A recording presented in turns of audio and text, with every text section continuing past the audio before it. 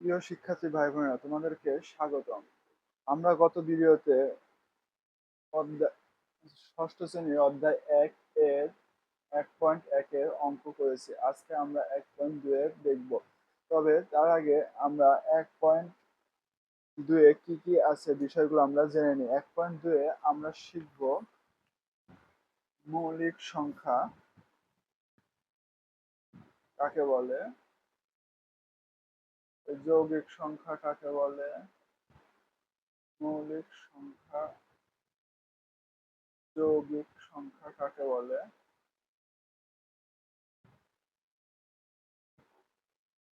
এরপরে আছে সহমৌলিক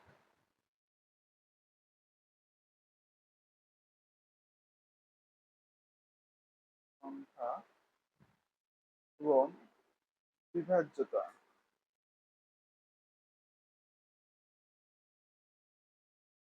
তো আমরা শুরু করব মৌলিক সংখ্যা দিয়ে।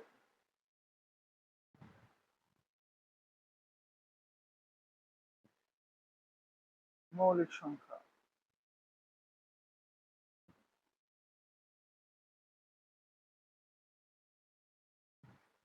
মৌলিক সংখ্যা কাকে বলে? যে সকল সংখ্যাগুলোর গুণনীয়ক কেবল এক এবং সেই সংখ্যা তাকে মৌলিক সংখ্যা বলে। যে আমরা লিখে ফেলি, যে সকল সংখ্যাগুলোর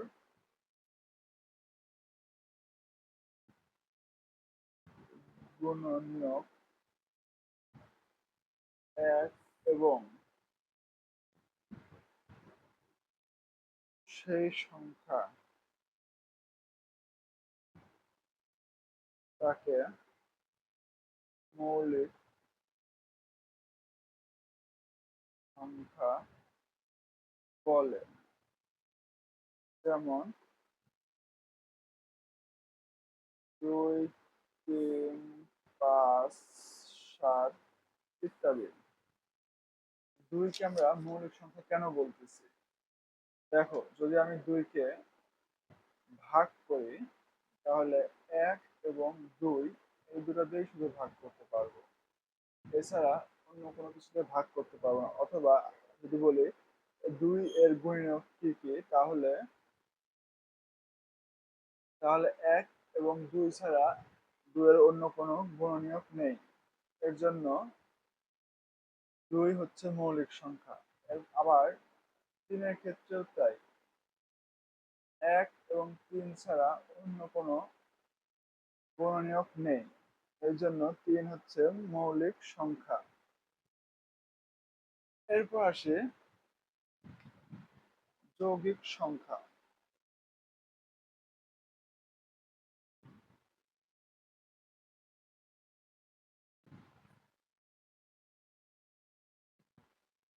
যে সংখ্যাগুলোর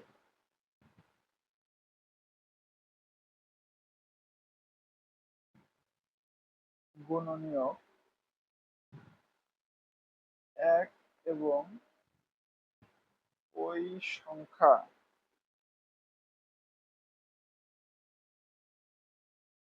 ওই সংখ্যা ছাড়াও এক বা একাধিক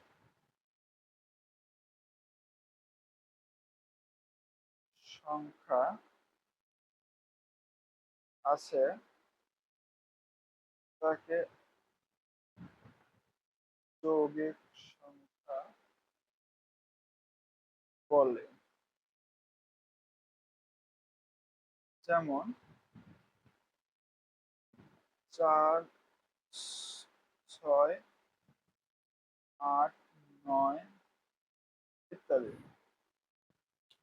তো 4 কে কেন যৌগিক সংখ্যা বলতেছি? দেখো, 4 কে যদি পড়ে তাহলে পরে 1 দিয়ে ভাঙা যাবে, আবার 2 দিয়েও ভাঙা যাবে। তাহলে 4 এর গুণনীয়ক হবে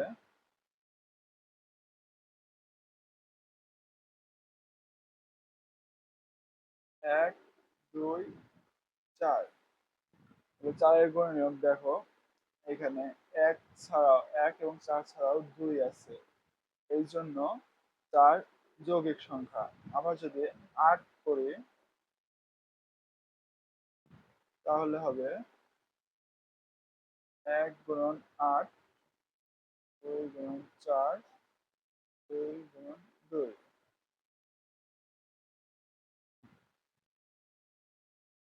তাহলে 8 এর গুণনীয়ক কি কি হবে? 8 এর গুণনীয়ক 1, 2, 4, 8। তার মানে 1 এবং 8 ছাড়াও 2 এবং 4 আছে, এই জন্য 8 হবে যৌগিক সংখ্যা। এখন আসি সহমৌলিক সংখ্যাতে।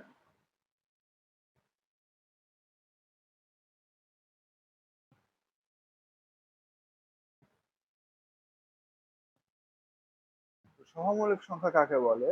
দুই বা ততোধিক সংখ্যার সাধারণ গুণনীয়ক শুধুমাত্র 1 হলে সংখ্যাগুলোকে পরস্পর সহমৌলিক সংখ্যা বলে। তার মানে কি, দুই বা ততোধিক সংখ্যার গুণফল, দুই বা ততোধিক সংখ্যার সাধারণ গুণনীয়ক।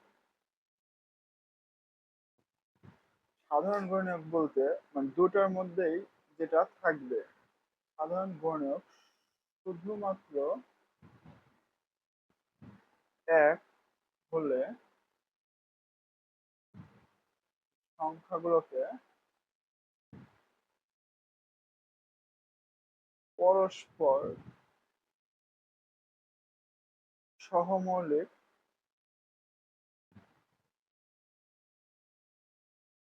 সংখ্যা বলে। তার মানে দুইটা বা তার বেশি সংখ্যার মধ্যে যদি তাদের সাধারণ গুণনীয়ক, সাধারণ গুণনীয়ক বলতে দুইটা সংখ্যার গুণনীয়কের মধ্যে যেটা দুইজনেরই থাকবে সেটা হচ্ছে সাধারণ গুণনীয়ক।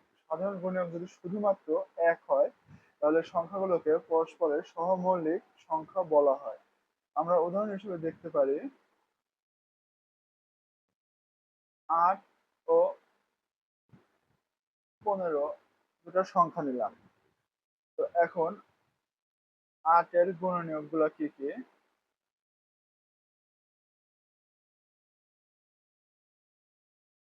8 এর গুণনীয়ক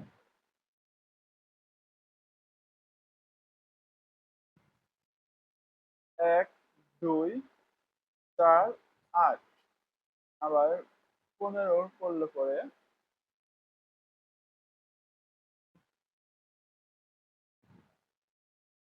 15 এর গুণনীয়ক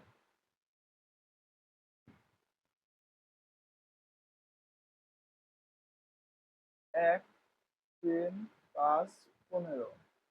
দেখো 8 এবং 15 এর মধ্যে শুধুমাত্র দুটাতেই 1 আছে, এছাড়া অন্য কোনো গুণনীয়ক নেই।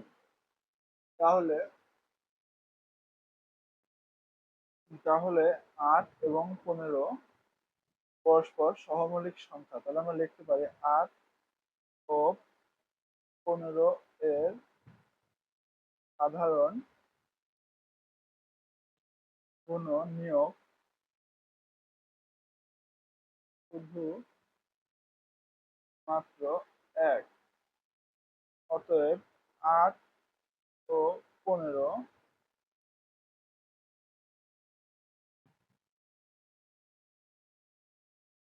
পরস্পর সহমৌলিক সংখ্যা।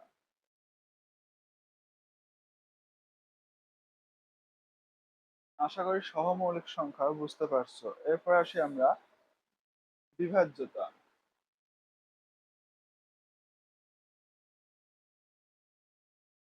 বিভাজ্যতা বিষয়টা কি? বিভাজ্যতা হচ্ছে কোন সংখ্যাকে ভাগ করার প্রক্রিয়া বা কোন সংখ্যাকে ভাগ করা যাবে কিনা, এটা হচ্ছে বিভাজ্যতা। তো বিভাজ্যতার মধ্যে আবার কয়েক প্রকার বিভাজ্যতা আছে। আমরা শিখবো হচ্ছে 2 দ্বারা বিভাজ্যতা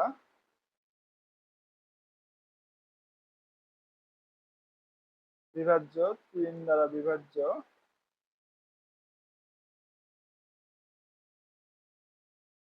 4 দ্বারা বিভাজ্য, 5 দ্বারা বিভাজ্য, তারপরে 6 দ্বারা বিভাজ্য এবং 9 দ্বারা বিভাজ্যের নিয়ম।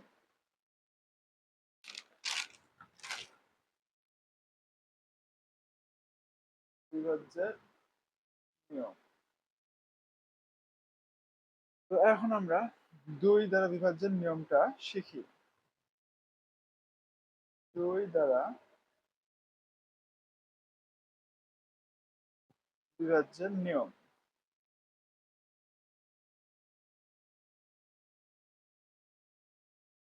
2 দ্বারা বিভাজ্যের নিয়ম হবে কোন সংখ্যায় একক স্থানীয় অঙ্ক শূন্য অথবা জোড় সংখ্যা হলে প্রদত্ত সংখ্যাটি 2 দ্বারা বিভাজ্য হবে। অর্থাৎ কোন সংখ্যায় একক স্থানীয় অঙ্ক এবং দশক স্থানীয় অঙ্ক যদি শূন্য অথবা জোড় সংখ্যা হয় তাহলে সংখ্যাটি 2 দ্বারা বিভাজ্য হবে। এখন জোড় সংখ্যা বলতে 2, 4, 6, 8, 0। তো আমরা এখন আগে সূত্র লিখে ফেলি। কোন সংখ্যার একক স্থানীয় অঙ্ক শূন্য অথবা জোড় সংখ্যা হলে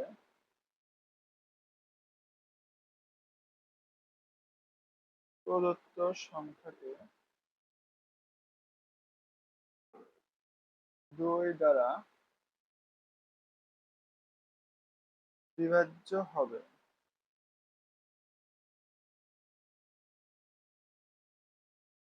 দেখো একটা উদাহরণ দিয়ে আমি বুঝিয়ে দিই।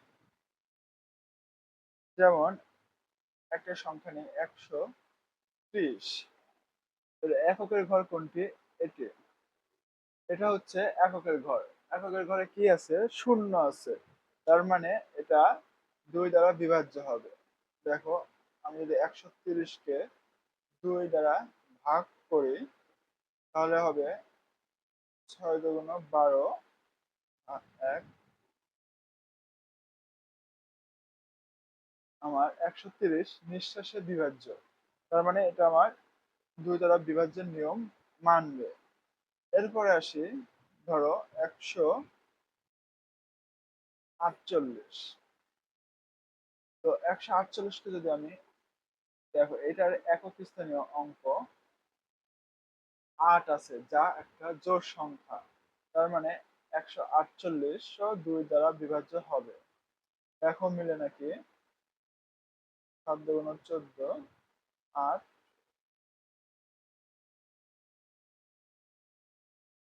তাহলে আমার 2 দ্বারা বিভাজ্য হচ্ছে।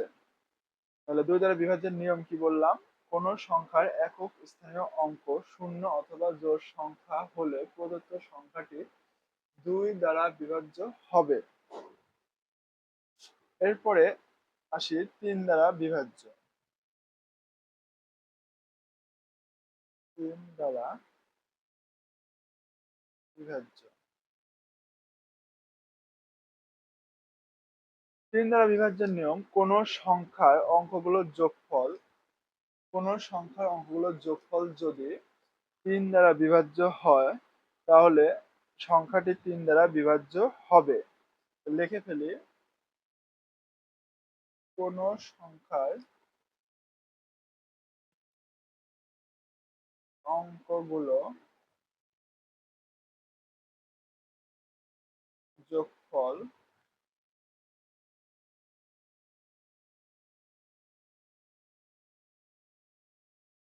3 দ্বারা বিভাজ্য হলে ওই সংখ্যাটি 3 দ্বারা বিভাজ্য হবে। অর্থাৎ কোন সংখ্যার অঙ্কগুলোর যোগফল, আমরা তো অঙ্ক বলতে চিনি, তো কোন সংখ্যার অঙ্কগুলোর যোগফল যদি 3 দ্বারা বিভাজ্য হয় তবে ওই সংখ্যাটি 3 দ্বারা বিভাজ্য হবে। তার মানে কোন সংখ্যার যোগফল যদি 3 দ্বারা ভাগ করা যায় তাহলে সম্পূর্ণ সংখ্যাটিকেই 3 দ্বারা ভাগ করা যাবে। তো আমরা উদাহরণ দিই, যেমন 111, 72, আরো অসংখ্য আছে। 144। তো দেখো প্রথমে আছে 111। 111 অঙ্কগুলোর যোগফল কি হবে? 1 যোগ 1 যোগ 1, 3। 3 3 দ্বারা বিভাজ্য, অতএব 111 3 দ্বারা বিভাজ্য। এরপরে আসি 72। 72 এর অঙ্কগুলো কি কি আছে? 7 এবং 2। 7 এবং 2 এর যোগফল 9। 9 হচ্ছে 3 দিয়ে বিভাজ্য, অতএব 72 3 দ্বারা বিভাজ্য হবে। 44 ও একই রকম ভাবে। 44 এর যোগফল, 144 এর কি হবে? 1 যোগ 4 যোগ 4 অর্থাৎ 9 হবে। 9 3 দ্বারা বিভাজ্য, তাহলে সংখ্যাটি 3 দ্বারা বিভাজ্য হবে। এখন আসি 4 দ্বারা বিভাজ্যের নিয়মে। 4 দ্বারা বিভাজ্য। 4 দ্বারা বিভাজ্যের নিয়ম হলো, কোন সংখ্যার একক এবং দশক স্থানীয় অঙ্ক দুটি যদি শূন্য হয় তাহলে সংখ্যাটি 4 দ্বারা বিভাজ্য হবে। অথবা যদি কোন সংখ্যার একক এবং দশক স্থানীয় অঙ্ক মিলে সংখ্যাটি যদি 4 দ্বারা বিভাজ্য হয় তাহলে সংখ্যাটি 4 দ্বারা বিভাজ্য হবে। আমরা লিখে ফেলি, কোন সংখ্যার একক এবং দশক স্থানীয় অঙ্ক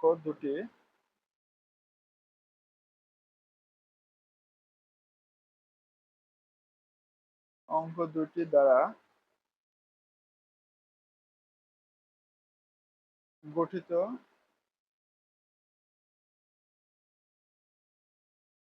সংখ্যা 4 দ্বারা বিভাজ্য হলে সংখ্যাটি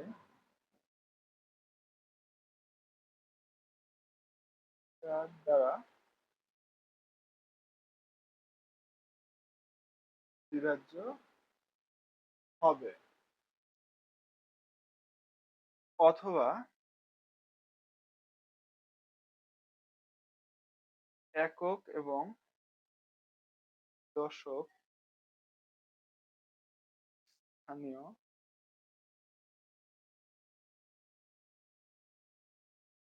অঙ্ক যদি শূন্য হয়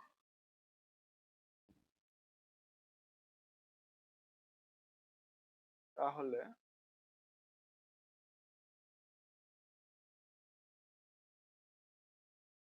তার দ্বারা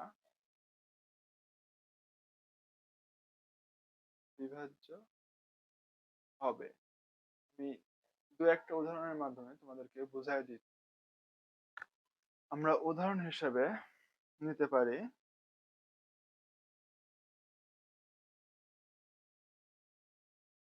একটা সংখ্যা নিই, 3, 5, 1, 2।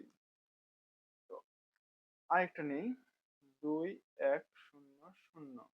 তো এখানে একক এবং দশক স্থানীয় অঙ্ক কি কি আছে দেখো। একক এবং দশক স্থানীয় অঙ্ক আছে 1, 2 অর্থাৎ 12।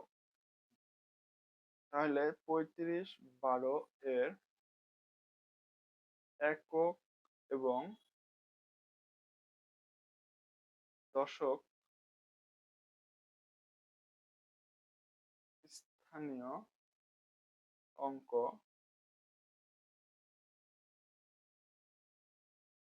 দ্বারা গঠিত সংখ্যাটি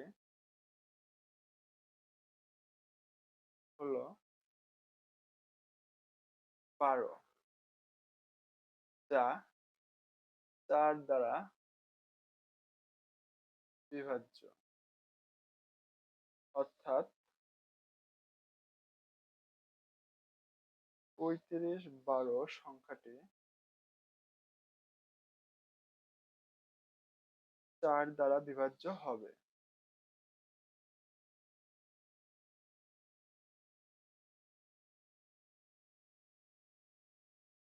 এরপর আসো পরের উদাহরণে। পরের উদাহরণ কি আছে? 2100। দেখো আমি বলছিলাম একক এবং দশক স্থানীয় অঙ্ক যদি শূন্য হয় তাহলে সংখ্যাটি 4 দ্বারা বিভাজ্য হবে।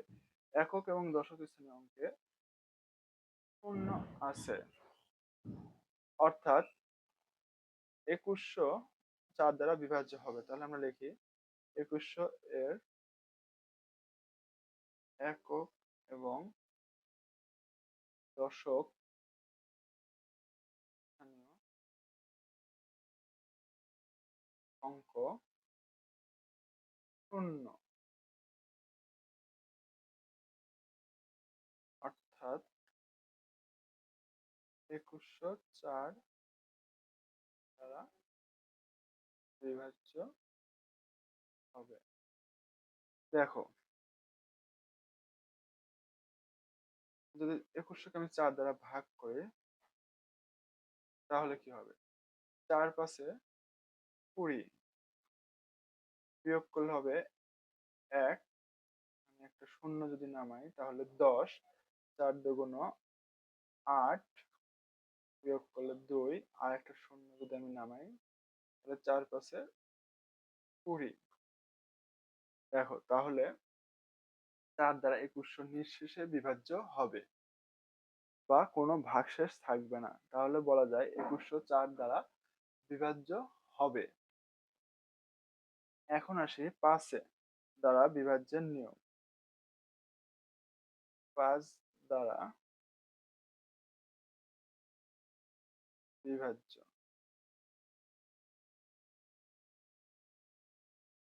5 দ্বারা বিভাজ্যের নিয়ম কি? কোন সংখ্যার একক স্থানীয় অঙ্ক শূন্য অথবা 5 থাকলে সংখ্যাটি 5 দ্বারা বিভাজ্য হবে। লিখে ফেলি, কোন সংখ্যার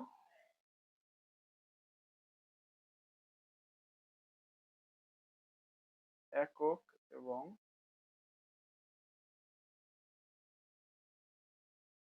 একক স্থানীয়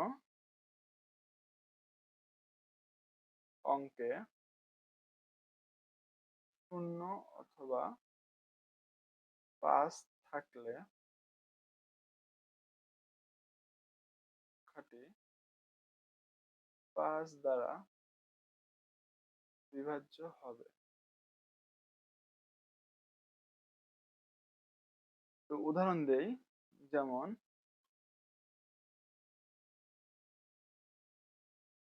45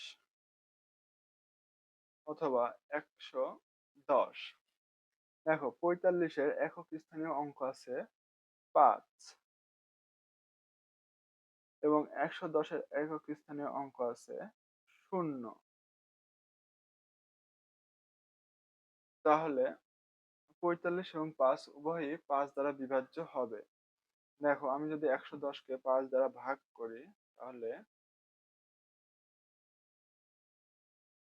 নিঃশেষে বিভাজ্য হয়ে যাচ্ছে।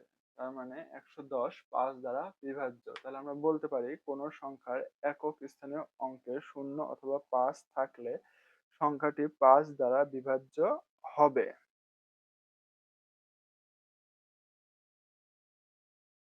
আশা করি এ পর্যন্ত বুঝতে পারছো। এখন আসি 6 দ্বারা বিভাজ্যের নিয়মে। 6 দ্বারা বিভাজ্য।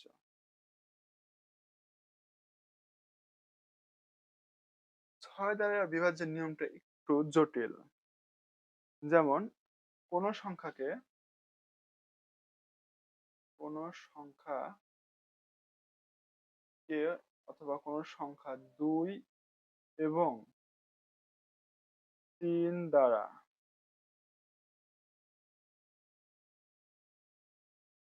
বিভাজ্য হলে সংখ্যাটি 6 দ্বারা বিভাজ্য হবে।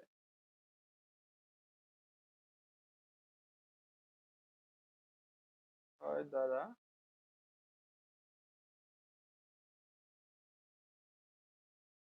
হবে। যেমন ধরো 144। আমরা 2 দ্বারা বিভাজ্যের নিয়ম কি জানি? যদি কোনো সংখ্যার একক স্থানীয় অঙ্ক শূন্য অথবা জোড় সংখ্যা হয় তাহলে 2 দ্বারা বিভাজ্য হবে। 144 এর একক স্থানীয় সংখ্যা 4, তার মানে যা জোড় সংখ্যা, তার মানে 144 2 দ্বারা বিভাজ্য হবে। আবার 3 দ্বারা বিভাজ্যের নিয়ম জানি, কোন সংখ্যার অঙ্কগুলোর যোগফল যদি 3 দ্বারা বিভাজ্য হয় তাহলে সংখ্যাটি 3 দ্বারা বিভাজ্য হবে। তাহলে 144 এর যোগফল, অঙ্কগুলোর যোগফল 1 যোগ 4 যোগ 9, তাহলে 1 যোগ 4 যোগ 4 সমান সমান 9, অর্থাৎ 144 3 দ্বারাও বিভাজ্য হবে। অর্থাৎ 144 3 এবং 2 উভয় দ্বারাই বিভাজ্য হচ্ছে, তার জন্য 144 6 দ্বারা বিভাজ্য হবে। তাহলে আমরা লিখে ফেলি 144 2 ও 3 দ্বারা বিভাজ্য হয়।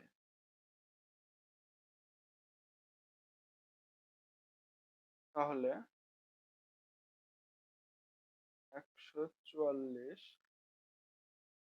6 দ্বারা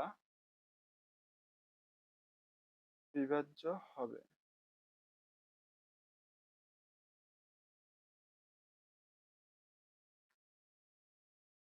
এখন আসি 9 দ্বারা বিভাজ্যের নিয়ম।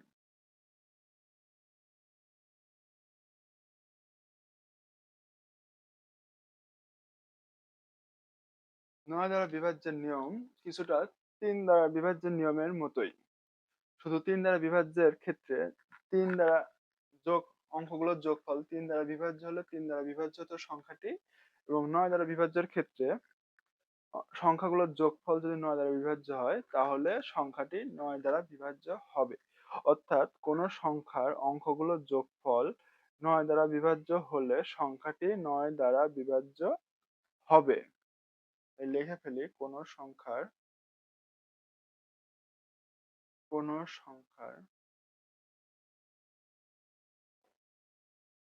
অঙ্কগুলোর যোগফল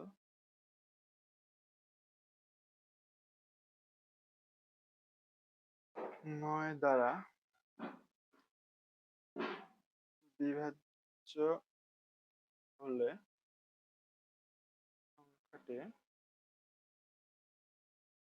9 দ্বারা বিভাজ্য হবে। যেমন একটা সংখ্যা নেই, ধরো 3 8 7 387। তো 387 এর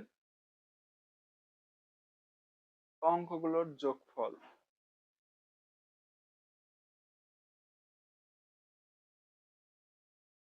অঙ্কগুলোর যোগফল কি হবে? 3 যোগ 8 যোগ 7, অর্থাৎ 3 আর 8 11, 11 এর সাথে 18, যা 9 দ্বারা বিভাজ্য।